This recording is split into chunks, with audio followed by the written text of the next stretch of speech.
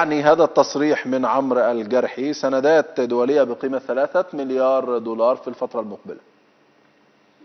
هي يعني تعني بكل وضوح ان الحكومه لا حل لديها او لا اداه لديها لانعاش الاقتصاد سوى الاقتراض من الداخل او من الخارج. يعني لو شفنا التصريح بتاع طرح سندات دوليه لاقتراض 3 مليار من السوق الدوليه، هنلاقي ان هو جاي بعد يومين بالظبط من تصريحات نقلتها وكاله رويترز عن مسؤولين في الحكومه وفي وزاره الماليه ان مصر تتفاوض مع صندوق النقد الدولي لاقتراض 5 مليارات دولار.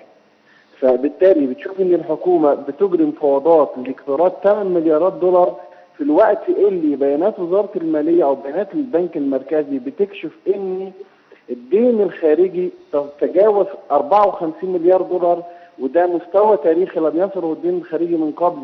في التسع شهور اللي فاتوا، بس التسع شهور الاولانيين من العام المالي الجاري 2015-2016 قفز معدل او قفز الدين الخارجي لمصر بنسبة 13.6 مليار دولار. 13.6 مليار دولار غير معلوم من اين اتوا وكيف دخلوا الموازنة العامة ولا كيف دخلوا البنك المركزي. يعني الحكومة قالت ان انا في التسع شهور الاولانيين من العام المالي الجاري زاد عندي الدين الخارجي ب 13.6 مليار دولار. زادوا ازاي؟ زادوا امتى؟ جم منين؟ مش واضح. يعني اصبح حتى فكره الاقتراض غير واضحه لا للراي العام يعني ولا حتى واضحه في بيانات الحكومه اللي المفترض ان هي بتكون كاشفه. طيب، عمرو الجرحي بيتحدث انه ندرس طرح سندات في الاسواق الدوليه لسد جزء من الفجوه التمويليه في الموازنه، والمتوقع ان تبلغ 10 مليارات دولارات. الى اي مدى يعني هذا التصريح دقيق ان هذه السندات ستسد جزء كبير من الفجوه التمويليه في الموازنه؟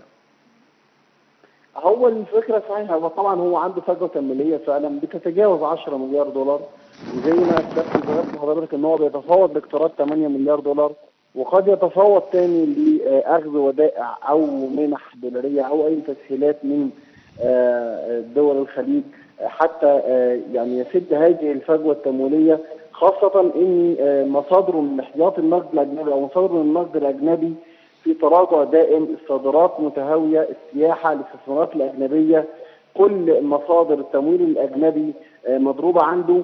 الفكره بس الاكبر هي ان السندات اللي هيطرحوها ما بين سبتمبر واكتوبر دي اللي هو ب 3 مليار دولار دي يعني متوقع ان هي تكون بفائده مبالغ فيها.